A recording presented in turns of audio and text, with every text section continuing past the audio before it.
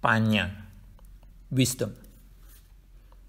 Panna means wisdom. In the Noble Eightfold Path, Panna is made up of two factors: right view, samaditi, and right resolve, sammasankappo. Panna is the starting point as well as the culmination of the practice that leads to final liberation from samsara. Right view. The causes of right view is the worldly right view of karma vipaka. Having this view means we are at least aware that our actions come with certain consequences, and that we are responsible for our choices and actions. For the beginner who walks the Buddhist path, right view refers to the wisdom of recognizing the truth of the Buddha's teachings and the resolve to put those teachings into practice. The beginner does not know nor see the truth yet, but he has enough reasoning ability to recognize and believe in the Buddha's teachings. He has faith in the Dhamma. As he puts his beginner's mundane right view into practice, with the right resolve and practice of the rest of the factors in the Noble Eightfold Path, he will eventually achieve some level of calmness, clarity, and concentration of the mind, to be able to recognize the fallacy of identity view, which is a belief in the concept of a permanent, non-changing self. At this point, he will attain the Dhamma eye and enter the stream of the Aryas. From here on, his mundane right view ends and the supramundane right view begins. Here, with the supramundane right view, wisdom refers to seeing things as they really are. That is to say, knowing and seeing the three characteristics of all phenomena: impermanence, sufferings, and not-self. It is knowing and seeing the Four Noble Truths of suffering, the origin of suffering, the cessation of suffering, and the path leading to the cessation of suffering. According to Majjhima Nikaya number 43, there are two conditions for the arising of right view: the voice of another and appropriate attention, or yoniso manasikara. During the time of the Buddha, the Dhamma is taught and transmitted verbally, thus the condition for the voice of another.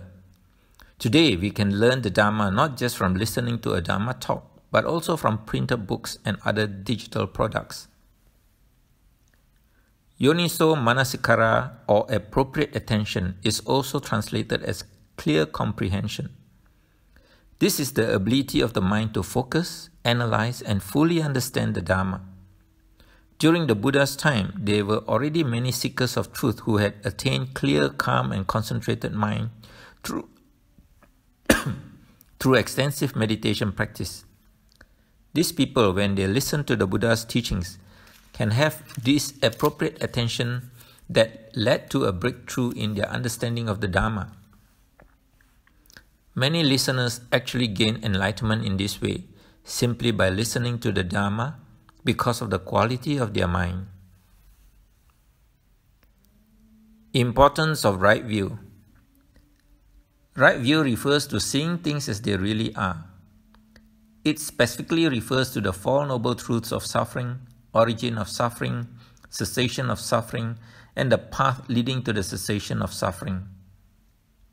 Right view also refers to seeing impermanence, sufferings, and not-self in all phenomena. In practice, this means the ability to see through the fallacy of identity view. It means seeing the five aggregates of body and mind as they really are: impermanent, suffering, and not-self. Going beyond the self takes us from the mundane perspective to the supramundane perspective. Right view is of extreme importance because a wrong view will lead us down the wrong path, resulting in unskillful thinking, speech, and action, and livelihood that ends in sufferings. This is the lot of the worldlings. Wrong view leads us to wrong priorities, wrong values, and ultimately wrong path that leads not to happiness but suffering. Right view, on the other hand, when practiced properly, leads to skillful thoughts, speech, action, livelihood, effort, mindfulness, and concentration. that will eventually result in liberation from sufferings and the samsara. Right resolve. When one has right view, right thought, or right resolve, or sometimes also called right aspiration, right intention, or right attitude, automatically follows.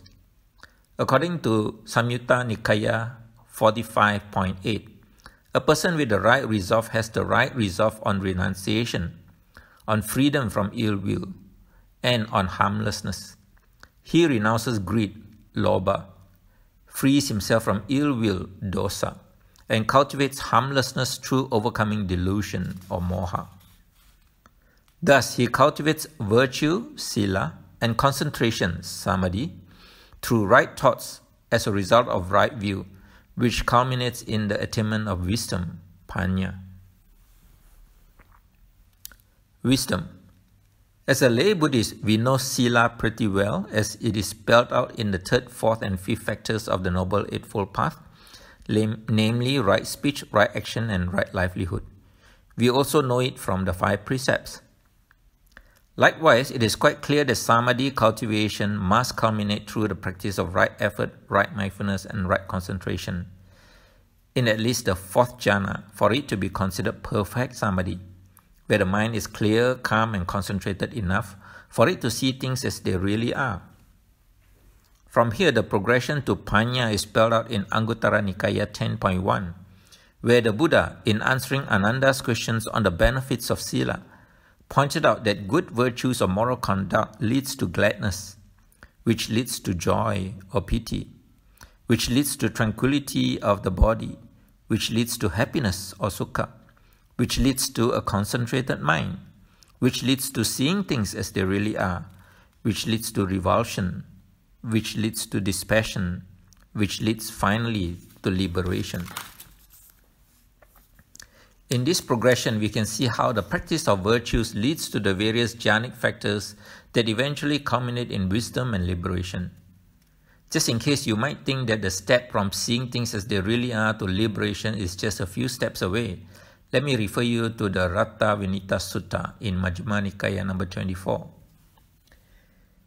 In this Majjhima Nikaya 24, Venerable Punya Mantaniputta, when questioned by Venerable Sariputta, said that the goal of the holy life is not for the purification of virtue, or the purification of the mind, or the purification of view, or the purification of doubt, or the purification of knowledge and vision of what is and what is not the path, or the purification of knowledge and vision of the way, or the purification of knowledge and vision. Instead, the holy life is lived for the sake of total unbinding through lack of clinging, a state which is achieved through the purification of all the earlier stages mentioned above. We can see from here that the first stage is for the perfection of virtues or sila, and the second stage is for the perfection of concentration or samadhi, while the next 5 stages are for the perfection of wisdom, Panna. In other words, the bulk of the holy life is the cultivation of the mind, which culminates in the attainment of wisdom and the destruction of the asavas. It is here that the 10 fetters that bind us to the cycle of samsara are gradually destroyed and eliminated, beginning with 1. The elimination of identity view, attachment to rites and rituals, and doubt about the triple gems, followed by 2. Attenuation, and 3. Eventual elimination of attachment to sense desires and ill will, and finally to 4. The eliminations of desire to be reborn in the material and immaterial realms, and the eliminations of conceit, restlessness, and ignorance. This progression of eliminations of the fetters corresponds to the progression of the Arya's achievements, that is, 1. The Sotapanna or stream enterer, 2. The Sakadagami or once returner, 3. The Anagami or non-returner, and 4. The Arahant. Another way of looking at the entirety of this progressive path from ignorance to enlightenment is shown in Upanishad Sutta in Samyutta Nikaya 12.23 on the prerequisites for ending of the effluence or the asavas. Quote, Monks, the ending of the effluence is for one who knows and sees, I tell you, not for one who does not know and does not see. For one who knows what and sees what is there the ending of the effluence.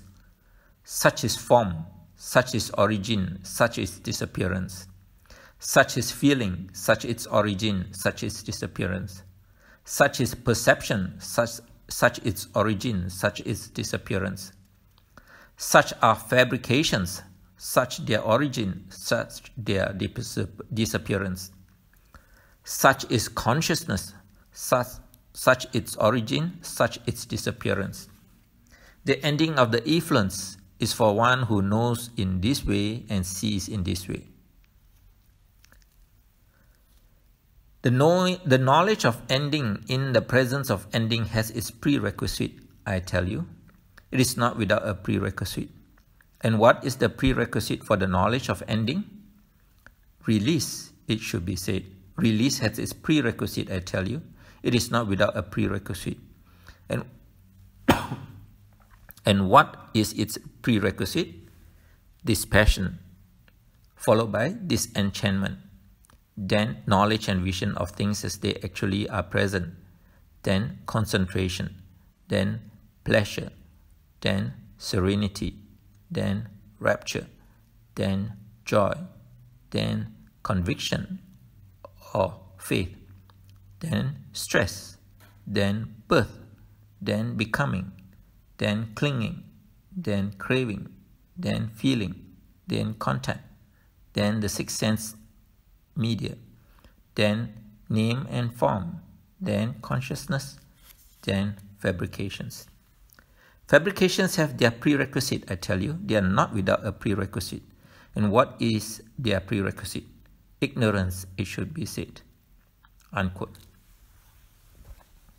In this sutta, the Buddha begins with the final attainment ending of the effluence and leads us backward through dependent origination all the way to the root cause of our suffering, which is ignorance. Recollection of the Dhamma. The achievement of enlightenment is possible only with the twin power of samatha, concentration, and vipassana, insight. According to the glossary in accesstoinsight.org website, vipassana means clear intuitive insight into physical and mental phenomena as they arise and disappear, seeing them for what they actually are, in and of themselves, in terms of the three characteristics, and in terms of stress, its origin, its disbanding, and the way leading to its disbanding. In the Mahasatipatthana Sutta in Majjhima Nikaya number 22, sati is specifically focused at four objects: body or kaya, feelings or vedana, mind or citta, and dhamma. The objects for recollections of the Dhamma are the five aggregates of clinging, the six sense bases of clinging, the seven factors of enlightenment, the four noble truths, and the Noble Eightfold Path. It might be useful to include here also the three characteristics of life, tilakkhana, and dependent origination.